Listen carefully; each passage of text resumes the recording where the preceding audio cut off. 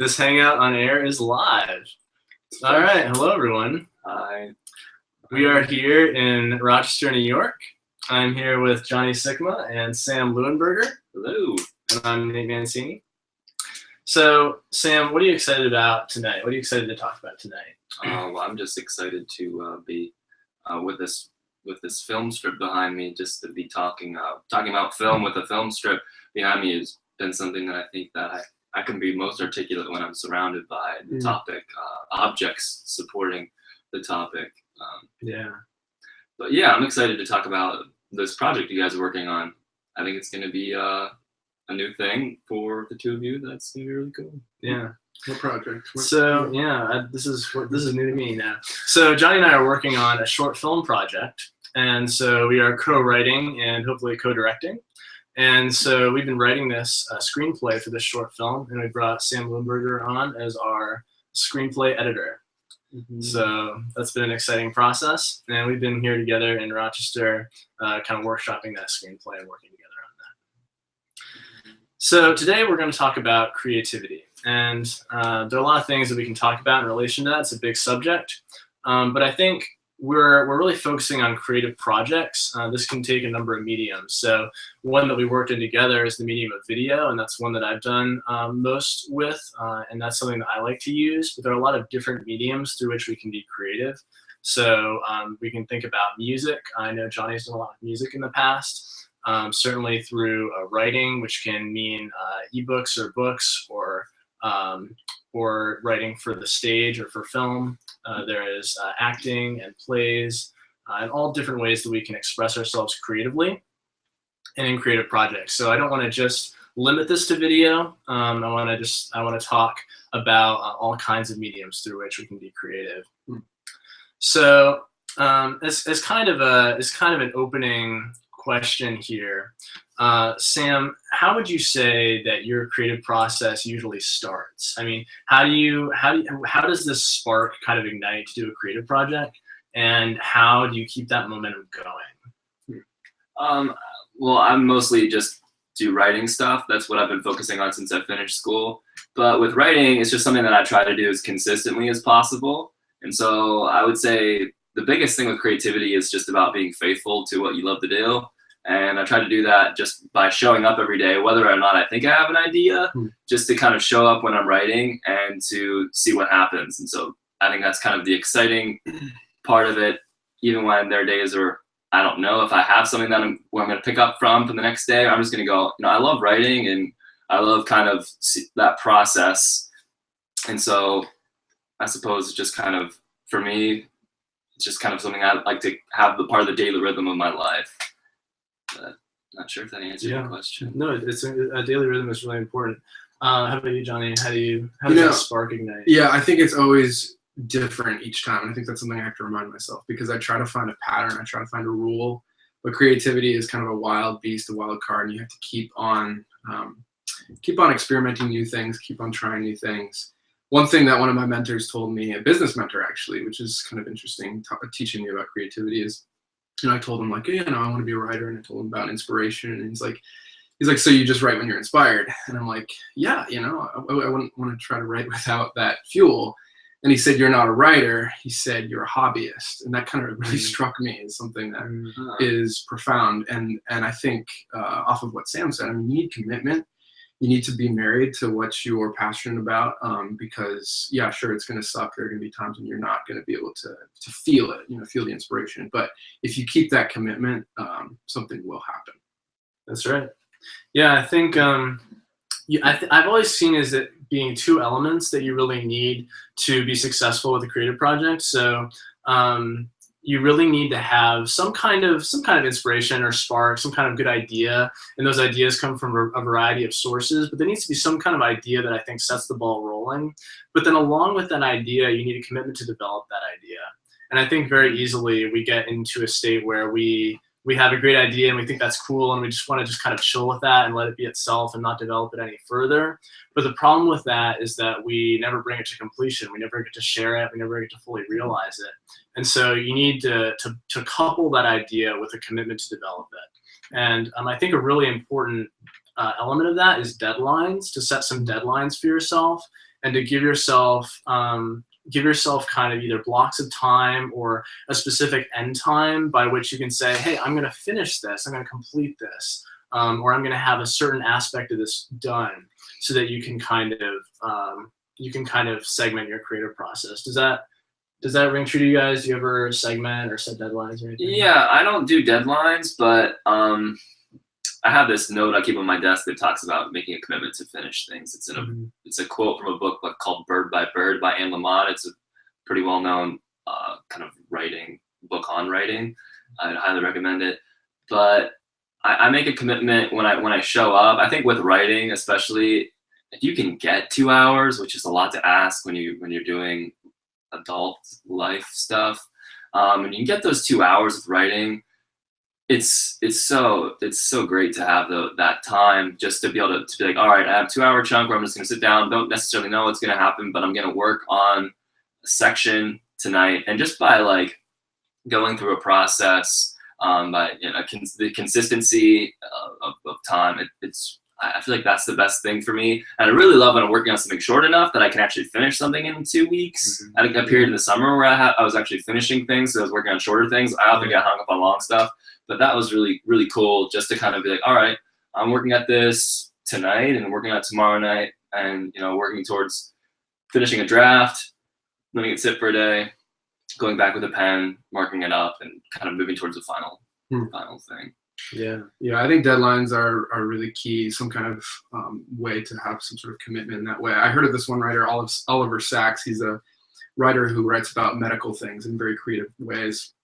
He was working on this project, and he was struggling with writer's block so much that he said, if I don't get this book done by a certain amount of time, I will kill myself. And that was a very dramatic thing to say. He made a literal deadline. And he said that he had never a deadline, yeah, and he had never written better. He said that it was as if there was a voice talking, and he just was dictating. And he said it was the best project ever. Obviously, that's really dramatic. Don't do that. I don't set that deadline for yourself. You to do that. No, it's not what I'm saying. But I will say, if you are committed to something, you will make those sacrifices. Over the summer, I did something with a close friend of mine, and we did. I owed him $20 if I didn't write him something every night. And that way the habit was formed. There was a cost for me because obviously as somebody who's fresh out of college, it's a big expense. So I have to write. Like if I don't write, I owe him $20. And so it's good for him on the other end too, because if I don't write, then he gets $20. So it's a good commitment, and it's you're saving money, and you're also building up your inspiration. You're building up a bank of just literal bank. A little bank of writing. So helping others make a living and being creative yourself. Sometimes you have to get creative and then almost manipulate the situation, but you're manipulating yourself, so it's okay in that sense. I don't know, but well, I think going off that, it's important to have people that are coming alongside us and taking our water and encouraging us to be creative and not trying to do it all by ourselves. So. I want to ask you guys, what's your experience with creative collaboration? I mean, at what point in the creative process do you like to involve other people? Do you like to have other people at the beginning to brainstorm with, or do you feel like it's better to involve people later on? And when is that for you, Johnny? When is that? When is cool? When do you want to involve other people in the process? Yeah. So collaboration is hard. I think we all know that. I think we're all very insecure about working with other people. It's tough. I mean, I've actually collaborated with both of you guys, and we've gone through the thick and the thin of it. It's tough. I think it's important to set yourself some time to work in private. To me, I'm a very private artist. I need to have my time, and then you go together and look this over. And so work in steps, I think, is good. I think that's something that worked really well for us as we've been working through this film. Is we'll work on a chunk, come together, talk about it, work on another chunk. But you do, in collaboration, you can't just sit down and share the pen and paper. You have to go in your own space and think about it. But the brainstorming process is key. You have to have the same vision. If you don't have the same vision and you're trying to meet you have to start, I think, with the same vision and go out from there, because otherwise you're trying to tell two different stories and that's just not going to work. So, Right. The specifics don't necessarily have to line up at the beginning, but that general broad vision, that kind of general understanding of, hey, like where are we trying to get? yeah, and what is the tone? What is the mood of it? Like? Share that same vision. And if it's good too when there's conflict. Like when you think this collaboration isn't really working, that's good because you're learning something, you're challenging yourself. So don't get hung up on it, don't get discouraged, keep going. You just have to. But yeah, I mean, Sam and I have collaborated too. Yeah, I'm a really bad collaborator. I'm not good at I don't like collaborate. I don't like it. I don't do it well. I always I try to take over everything that I work on. I learned that in high school. I tried to collaborate in high school, and I didn't. The person got pushed out. Group projects just turned into one. Group projects I don't necessarily care about as much, so I'm maybe more delegate in group project settings. But with creative stuff, it's really hard for me to collaborate. I would say as far as where I'm at now with creativity and collaboration, it's not until I don't like to necessarily pass something on to somebody until I feel like I've taken it as far as I can take it, and then I'm like, okay, like what now? What do you think? And so I feel like with a piece of like prose writing, especially, it's not that helpful to be like, here's something like I pulled out of the old hat today. That's nice. But that's like your journal. Like we don't need to see your journal. I feel like that's the way I feel about my stuff. And so it's something that's like, did you go through a process? Did I go through a process? There are times where I'm like, oh, I'm really excited about this, and like I just get really excited about stuff, and I was like, I want somebody to see this because I want somebody to know, and like writing doesn't exist until somebody else has seen it, and so like that's imperative. That part of the process is imperative. I would say that I actually struggle with it though because I sometimes just don't feel like it's ready. I can be really kind of a perfectionist, and so I'm like, well, if it's not ready, I don't want people to see it. And I also think sometimes like, well, this is just weird, and I don't really think it's a lot of people are going to find interesting or helpful. And so I'll kind of sit on it, and so I sit on a ton of stuff, and maybe one person sees it, maybe two. But I don't know. I think it's just different people obviously go about it in different ways. Absolutely. And I think it depends on the medium too, because like for something like writing, I mean, maybe if you're writing a short story or a book, there might not necessarily be a collaboration process of the writing itself. Yeah. It depends. But I think, for something like a film or a play or maybe even music and things like that, you need some kind of collaboration process to really bring it to completion. And so, sooner or later we have to come to grips with like, building a team and like who we're going to work with and how is that going to happen. And depending on the medium, that might be more or less complex. And Sam, I think Sam brought up a good point in regards to when something's done, like when is this completed? When is it ready to share, if at all? How do you guys deal with that? I mean, how do you overcome perfectionism, overcome the desire to just change it a little bit more, or just sit on it forever? How do you get it out there? How do you know it's done? Yeah, the process of editing really is never finished. I notice when I'm reading something that I've written, depending on my mood, I will edit it again, and then I'll have a different mood, and I'll edit it again. And so like there's a point where you just kind of have to pull away from it and get some distance from it.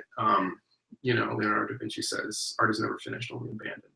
So there's this aspect, yeah, you always want to, I mean, as an artist, you want to make it the best you can get it to be, but there's a point when you have to step back and just say, okay, I'm done. And sometimes that helps to get a little bit of awareness by showing it to other people and getting their opinion of it. But then again, deadline is helpful too. Like, I mean, when we worked at school, like with you in A Sleep in a Storm, you had people backing you up. You had times when, if this is being financially backed by other people, then I have a commitment to make and I have to deliver this. With my independent study, Legion of Pediste, I had a deadline where I have to put the show on, so then just the pressure, just makes it so you're forced to deliver. So maybe that's something that's a little bit out of your control. You just have to have somebody else give you that deadline, or just ask for somebody else's opinion, because you could just keep editing it until you're dead. Yeah, I'm just thinking of when you were working on Legion of Pediste, Johnny had Johnny already had the playbill designed before he had written beyond the first act of his play. I remember us walking into actually the final for acting class. There's a final play. I was directing Johnny's play, and he's like, "Oh, I have this really great like playbill I already designed." It was this really a handsome image handsome image of this man with an umbrella, which would become the image that you'd use for his play. And I was like, "Johnny, finish the darn play," is what I said. And verbatim. But I don't know. You finished that really late in the process. I mean, it was like it came down to you needed to get it done, and that's when it happened. Yeah, but it was like that pressure. You finished that over winter break. It was 2 months before the show went up. So it just depends. But I would say with my experience, when you know something's finished, a lot of times you do know it instinctually. It's like, that's it. Like, okay, like I hit like an end beat, and you're like, all right, I got it. Sometimes you take it as far as you can. You're like, I don't know what else to do. And that's when you can put it away for a time, and then you can go back to look at it and be like, all right, usually when that happens, you made a false turn somewhere along the line when you were writing. I guess it's talking about writing again. And there's some point where you wanted to finish it because you were impatient to finish it and you wanted it to be done, but it wasn't. You started making a decision that forced it in a way. And so if you go back, I feel like if you read your stuff, you can see where it started getting false, and you started to try to control it.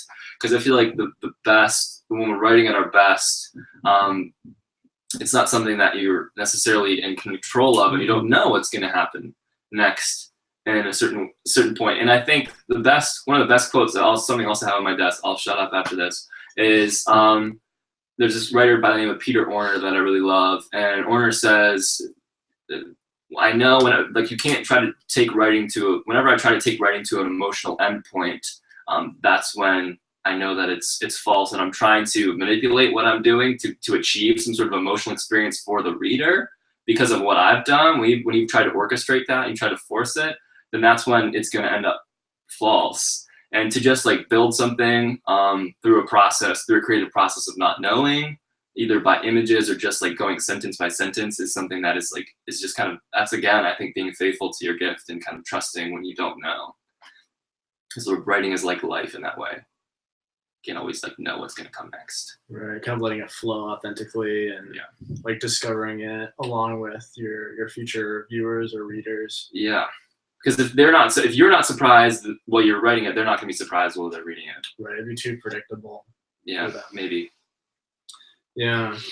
So I mean, I found for me that in the filmmaking process, deadlines are really helpful. Sometimes it's frustrating because you're like, oh my gosh, I don't have enough time to shoot this or edit this, whatever it might be. But it really is just this driving force where you say like, I've got this end date, I've got to get this out, and like I've told people about it, people know about it, it's got to be ready by this time. And for me that's really helpful because I've seen a lot of projects that kind of just go under the rocks, and they just kind of hit a point where they're just never finished because people never set a deadline. And it's a lot easier to not set deadlines. It's a lot easier to just say, well, I'll finish this film someday. But the problem is it's very easy to just get stuck and just leave it the way it is, and never really come back to it, lose interest. And that's such a tragedy, I think, when we have a great idea and then we take it halfway and then lose interest, even after we told people about it and people just never see it. I think that's very, very sad. So I would encourage, especially the people who are trying to do films, it's really important to do things well and to take the time to do them well. But give yourself a reasonable deadline, set it, and then tell people about it. Because once people know, they can be holding you to it, encouraging you to that deadline. And ultimately, you'll end up with a finished product. And I think that's a gift that you can give to others if you're making something that's really meaningful and purposeful. And so you're giving a gift to others with that creative project. And for you, it's just this great piece that you can have that you've actually finished and that's complete and you can look back on. And so in that way, it's a gift to yourself too. But if you just leave it halfway, it doesn't benefit people in the same way. So those are some thoughts on deadlines. So I think this probably applies really to both of you in the way that you've done plays before and maybe some other projects. When you're writing something, do you feel like let's say you're writing a play, do you feel like now that you've written it, you want to be the one to direct it? And if you're directing it, do you feel like you want to act in it? You know, how does that work? Like, do you ever feel like you want to do multiple roles, or are you guys like content in one role? How does that work? It's interesting. Especially because me and Sam have we've written we've kind of picked. It's you've played in plays that I've written. And I played Johnny, and Johnny's played me. Yeah. Talk about that. Well, so maybe you don't want backwards. No, I love to talk about it. I love to talk about it. Our junior year of college, Johnny wrote a play called The Snoozes, and the character was pretty autobiographical. It was incredible. It was pretty darn autobiographical. Who's that wink to? I didn't have a problem with winking. I was told in my education program the other day, I was like, oh, when you're in a class, like sometimes I'm in a classroom and I just go, I try something out of the kids and I just go, like I wink, they're like, don't wink. And I was like, okay. I think they're right, but I have a bad winking thing. I don't know. I like it. Anyway, I gotta stop it. I gotta quit. You can do it here on this one. But anyway, John, I was playing a character that was very similar to John in The Snoozest. It was a good old time, full with some personal obstacles that came up. Which became was then my next project, and then it was kind of this whole little cycle where Johnny and I kind of just did this little revolving doors of playing one another kind of thing, and it was really kind of satisfying. And that my senior year, in the spring of my senior year of college, Johnny played a character that was very autobiographical to myself. And we kind of like were with one another at least through the process of when I wrote that play. Johnny actually was the one that told me to write it, because I told him I had this image. And Johnny was like, I had this image of somebody smashing a ring on a table with a shoe. I didn't know what to do with it. And Johnny's like, well, you should write that play. Because I hadn't been able to write for like a month, which was pretty unusual for me. And so I was like, all right, guess I will. And so like that one was weird because I wrote it like backwards, which I've never done before or since. But anyway, that was just kind of an unusual process in that Johnny directed me in his show, and then I directed Johnny. It's always hard for me to let go, I guess, with my own stuff. And I'm sure it's hard for Johnny to see me playing somebody similar to him. And he's like, you're not doing it right. And I felt like I knew I wasn't doing it right because Johnny wrote it. And it's hard when you've written something and somebody's playing you. You're like, that's the thing about like writing something is you really have to let you can compare it to like creation and free will. Like you kind of have to let your character go, because it can't be exactly you. I mean, there are times when I'm sure you can act yourself. There are some writers who act themselves, but it's good to be able to step outside and have a director's perspective, because the director's perspective is so key, because you're not going to be able to see yourself. You're not acting in front of a mirror. So to have the writer as a director, I think is very good, because it's the overall feeling. It brings it in together. It has that same mood and tone, and you just have to be comfortable with letting those actors develop the character and take them on, let them go on the adventure, because you might find yourself surprised at some new discoveries that they make about the character that you didn't even know yourself, or some new turns. I mean, it can be dicey sometimes, because sometimes they interpret it in ways that is just not right. But sometimes they do make really good discoveries. Intentional fallacy withstanding. But I just wanted to say that because I heard David Foster Wallace say it in an interview one time. But, that's a good term. That's a good term. Pull that out in casual conversation. Intentional fallacy notwithstanding. I'm impressed. Do that. Impressed with that. I'm impressed. It's a good one. We're all impressed. Yeah. Does that answer that question? Did you have anything else to add to that? I guess it does. I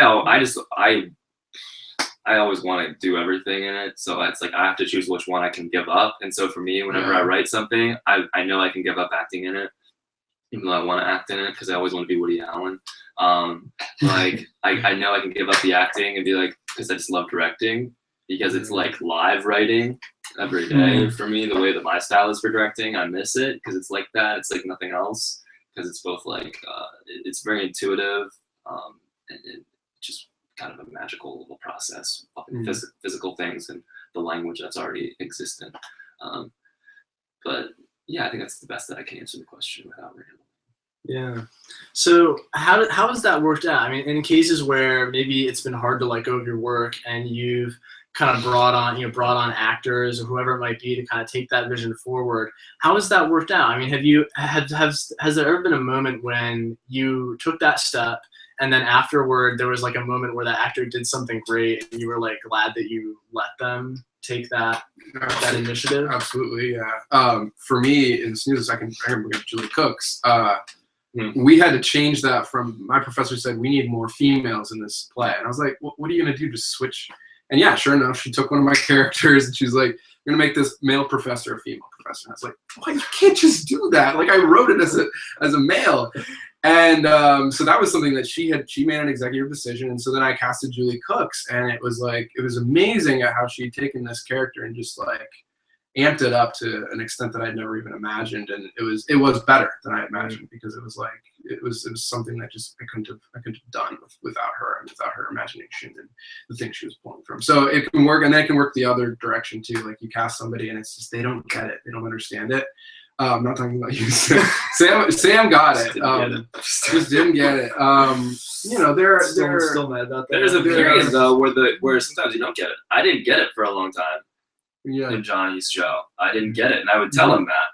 I would tell him, I don't know how to say this line. I don't think anyone would say this. And Johnny would look at me kind of like figure out, like, okay, like, well, what do you want me to do about it? Do you want me to change the line? Or is that what you're going for? It just took me time to feel like I knew what to do with it. And so that's a part of the process too. And I don't mean to interrupt you, but I think that was a part of the process that we went through later on with the thing that I had written. And you are any play, I think film's a little bit different. Any play you get to a week before the show goes up, and it's all a disaster. You think it's gonna fail. At least I do. I think a lot of people that work on stuff, that you kind of go through this sort of you get to the apocalypse, and then the sun comes up.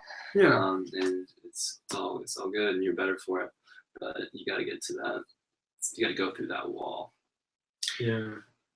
It's a very sensitive thing to, like, a character could be very talented, just very talented, and read something and just not click, and they're just not able to connect with it. And I mean, you could take anybody, and it's just, I think it doesn't matter how much experience you have. There's certain things that you just can't understand. So that's why casting is such a difficult thing, and sometimes it can be hurtful, but I don't think it has to be, because everybody has a different sensibility as an actor, and there's certain things you pick up and certain things you don't. So it's challenging. Yeah. So in that sense, I mean, you're really taking a risk. A toast to that. You're really taking a risk when you're casting somebody, because you don't know exactly how they're going to portray a character. But there's the bats. The bats are coming in. They're not really. Somebody had to go to the bat room. To the Batmobile. Yeah. But yeah, I was, just that idea of taking a risk when you cast somebody, but it's that risk where you take it so that you can get to the other side that's going to ultimately be better. So there will be times, I think, when we cast people and we're like, well, that didn't work out too well. But I think if you cast properly, you end up in a situation where they are able to take your work further than you expected it. And that's why we take that risk with the faith that that'll happen, and that a talented actor will be able to kind of transcend the work and do something creative. Good call. Yeah. How do you guys go about the casting process? I mean, I feel like that's something that a lot of people don't really have eyes into or understand. What is that process like? Do you just, like, when people audition, does it just kind of feel right? Like, you just feel out the character, or is that something where there are like a certain, like, a checklist you're trying to get? What is that like? Well, do you want me to go first? Or do you want to go first? Yeah. Okay. You don't want Yeah, I like and I don't dislike. I love and I hate casting, but when you have your people, I would say it just kind of it comes down to. I think you really do. Yeah. I think so too. It's hardest when you have to say no to certain people that you wish would work, but it's like kind of like putting on an outfit. Like, you have like a certain outfit that the character has to wear, and certain people are just gonna look really good and other people just don't look as good in it, and you're just like, okay, like, you kind of put on your words or whatever words that are there, and maybe just like it just works or it doesn't work. And it's really exciting when you hear somebody do something where like, oh, all right, that worked, that's like it, that's it. I never thought I'd hear it that way, because you've been hearing it in your head a certain way for so long. So it can be really exciting. There are also times where you're like, I didn't hear anyone do it exactly how I wanted. And so you just kind of like I guess I will go with the person I'm most confident could get there or could do something different. Develop it further. Yeah, and you kind of look at pairs too. You kind of look, okay, this person, like, how did if this person's a like romantic pair, like what does my pair look like? Do I have two people? I mean, I gave Johnny the option when there was one play. Johnny and I were reading collaboratively, where I knew I was going to cast Johnny basically unfairly for anyone else who auditioned. I knew I was going to cast John for this part walking into the audition. Yeah, and I called John up after I'd had 3 girls that had options to play opposite of him, and I said, okay, John, right. who do you want to kiss? And give me the option, and kind of went through it that way. Oh wow, this isn't live. I feel like that's pretty unique. That's pretty unique. Yeah. Can we edit this? Yeah, I think that's that doesn't happen every day. Yeah, that was funny. Yeah. I agree. You know, well, especially if you've written it, you can almost write. I think with Legitimate Petties, I wrote like Evan Burns. Like I basically I knew it was him. You know, and there were just certain. That was a great section. That was a really strong section. Yeah. There's certain, like if you write a character that is I think there are some characters that are very like concrete. There are other characters that are a little bit more interpretive. Those concrete characters like are just you can nail them. But there are other ones that you know you can mess around with and interpret a little bit. And so I've definitely had some time with experimenting with that. It is hard when you do have you don't have the right person and you have to choose between who's got this the best, but then that just takes work. It just takes practice and just we'll get there. Yeah. So I know we've talked a little bit about these topics, and we had 7:30 as a possible ending time. But I feel like there's a couple more things we could cover together before we sign out here. So we're just going to stick around for maybe 10 more minutes and just take on a couple more topics, if that's all right with you all. And looks like we have the most viewers right now that we have the whole time. So I'm going to guess that people are still okay with sticking around a little bit. So yeah, so we're good here. This is fun. Yeah. Are you guys having a good time? Is this cool? Oh yeah. I'm having a really hard time looking at myself. Yeah. You look great. Look at your complexion. Looks really well. I look red. And you look I've been saying stupid things because I can't look at myself and talk. Well, it's not easy being green. I think that's part of it too. So okay. I'm not even gonna give you that. I feel like it'd be easier to do a radio show. I think I'm maybe meant for radio. I think that's what you I have a very realized through this. profound radio voice. Profane, maybe. hopefully not. Yeah, hopefully not. The sacred and that might be subtext, but that's not. So speaking of what you're meant for, though, you guys have both done stage acting in your careers, and in your past work, but then you kind of made this switch and all of a sudden did some film acting that neither of you had necessarily done a lot of before. On A Sleep in a Storm, you came in and you did acting in front of a camera. What was that process like? I mean, Sam, I can throw this to you first. What was that? I mean, how did you feel when all of a sudden like there's a camera there instead of a live audience? And what was that? Well, I love the camera.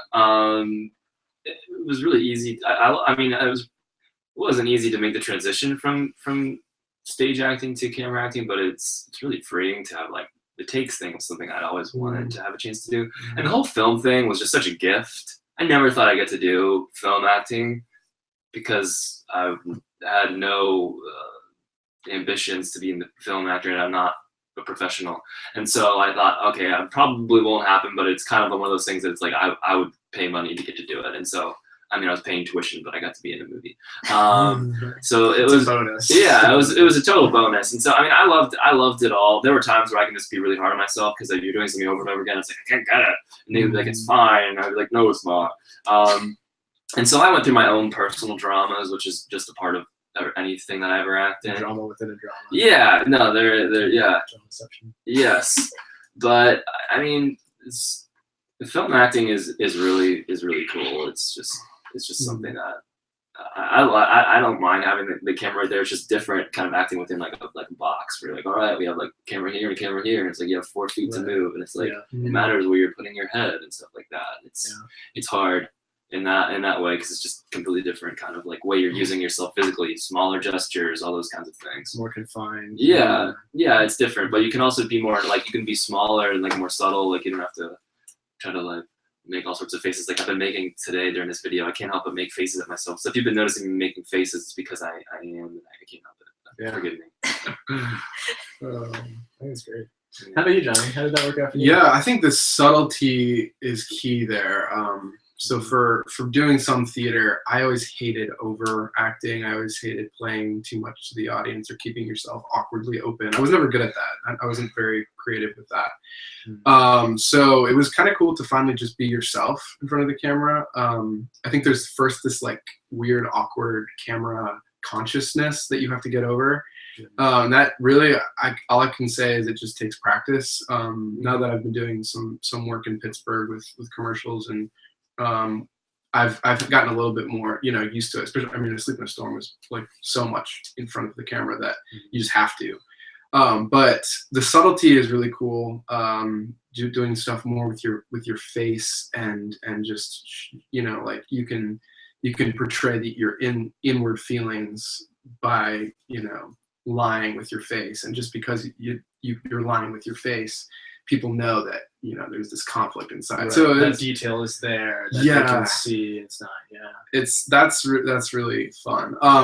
There were parts when it would be kind of both theater and film in A Sleep in a Storm. There was that one classroom scene, which that was the worst day. It was my birthday. We were filming, and some of you, maybe some extras are watching. That was horrible. I was not prepared. Just because so many people were watching. So many people were watching, so I felt really awkward because it was a switch again. So it was, because Craig was supposed to be there and she wasn't there. It was like yeah. So I was pretending that I was talking to her, and somebody wasn't there. So there are awkward situations like that. You want a room that you feel like it's real. You don't have to imagine things. And I think usually good directors will make sure that you're actually playing off somebody if the person's not in the shot or something, so that you can makes it feel real. Oh, unless you're in Twilight. I know in Twilight they just had like those cardboard cutouts of the wolves because they did the CGI. I don't know how they would do CGI. Well, I think the main actors were actually cardboard cutouts too. So. Well, I didn't initiate that. Okay. I was praising Twilight, and somebody came in there and cut it down. Yeah, I feel like the sun just kind of set on that particular conversation. That's Breaking Dawn is Twilight for that conversation. Yeah. I'm not giving you anything. Yeah. Okay. But yeah, no, it's true. There are definitely there are like those joys and challenges associated with film acting, because you have that flexibility to do it a second time because you're not on live stage. You can just go back and do it again, do another take. And I think like Johnny and Sam are saying, that's kind of freeing to be able to do that, and it's exciting to have those other options.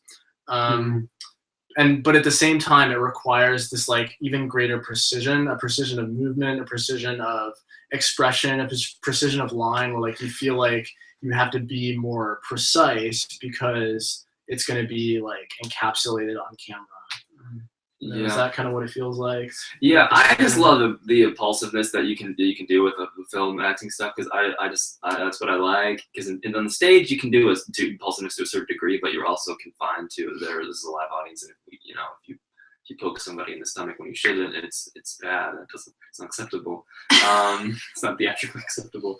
But in film acting, you can try something every once in a while. Maybe it works, maybe it doesn't. Most of the time, I would say it doesn't. And Nate just shakes his head at me whenever I do that. He just goes, "Don't do that again." But then I know that I really did it good. And then I have to do it again. But others approve. Yeah. I don't know. I'm maybe struggling. Okay. Yeah. It's good.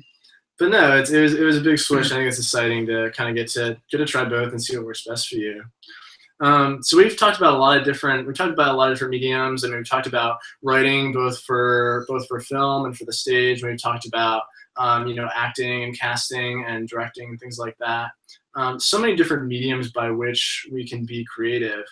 And I think it's important to really try new things and find what you're best at, and and to, I think, involve other people along the process who can be encouraging to you. It's been really neat to be working with Johnny and Sam on a short film project, because that's something new, and we can bring some new perspectives to it. So, I mean, we worked together on a feature before, but we found that short film is just entirely different, and there are a lot of different issues that come up when you're writing a short due to the limited time that you have on the screen. So that's been an exciting project. I think it's something that I've wanted to do and do right, and it's exciting to take those challenges head on with some talented creatives here. But what about you guys? I mean, what are some projects that, like, in the future, what are your dreams? What would you hope to do? What's something that, hey, like, in the future, this would be something I'd like to give it a try? What would that be? Give it the old college try. Give it a try. Why don't you go first, John? I don't know if Sam likes this question. Bad question. I have like a bucket list, but like I've been able to knock off a few things, but I'd really like to do I'd like to do a film. I'd like to do a full length film. It's really kind of cool, just like to write it or to write it, direct it. That'd be a cool dream. But I think like that medium just is conducive. It just includes all the things I love. But I'd also like to do a full album. I did an EP in a music album. I did an EP in high school, and that was fun. If you really want, you can look up some of my old stuff. Search Fennec Fox on YouTube. You'll find some traits of me when I was 16 years old and I was a hippie. Handsome. So music is something I don't want to give up. So I'd like to do a full album. I'm trying to actually, this is kind of weird, but I'm on Craigslist. I have a posting. I've been meeting with random musicians in Pittsburgh. It's kind of sketchy, in their basements. But that's how passionate I am. I want to get music done. I want to go places that you haven't been before. Basements. You gotta get down there. So, but I haven't found my collaborator yet with music. I hope to someday. And then writing a novel, I was like, I think it would be awesome, but it's gonna be really hard to do. I'm gonna do NaNoWriMo next couple weeks, much to the chagrin of Sam. National Novels Writing Month, which Sam doesn't believe in.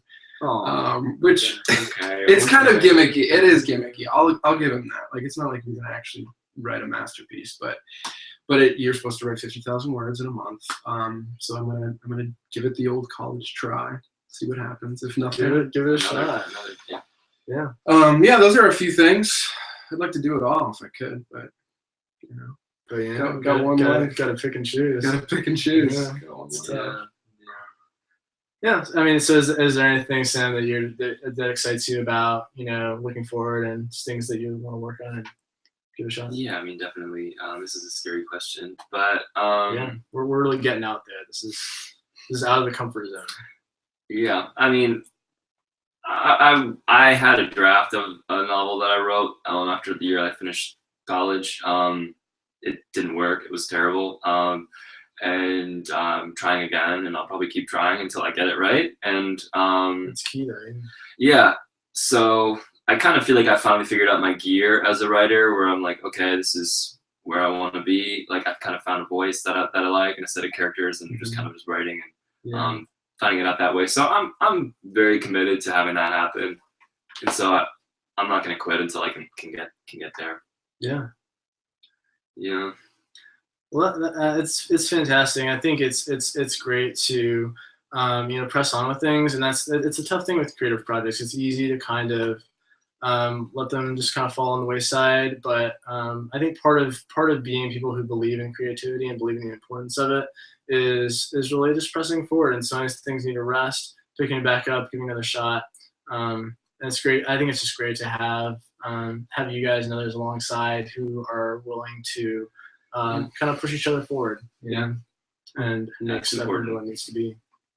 Yeah, it's important to have friends that you can talk to about what you're working on. That's really helpful. I mean, it's harder when you're out of college because you have that network that you lived with all the time. Yeah. It's really important to have people that you can talk to on the phone, more preferably someone that you can just hang out with and like talk about what you're working on for 40 minutes and then just hang out and have fun, because you just feel a lot better about it. You have energy. It gives you energy to continue. seek that community. An artist can't work in a vacuum. I mean, as much as you want to, as much as you want to kind of just like, I'm gonna beat the system, I'm gonna do this alone. You can't do that.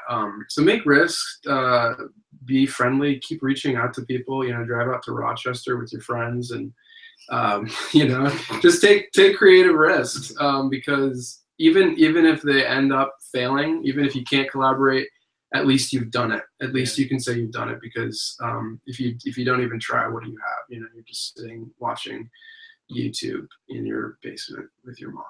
So hopefully not with your mom, in your mom's house, and that's embarrassing. So just keep working. I thought you were gonna say something about Craigslist, but then you didn't. Okay, yeah. Oh, did I throw you guys off? Craigslist, I mean, yeah. Plot twist. But I'm glad, it's good not to be predictable, so that's good. No, that is don't something that worry. we've learned and that we've tried to improve on. So Carrot cake. carrot cake, that's good too. Yeah, Cross my fingers for carrot cake, Megan. absolutely. We do. So, hey, thank you so much, guys, for doing this. This has been great. Thank you to all of you viewers for joining us. This has been exciting, especially all of you who viewed live. This is going to be up on YouTube for anybody who'd like to view it again later and catch some of the topics that we discussed today. So, thanks so much for joining us. Peace. Have a great night.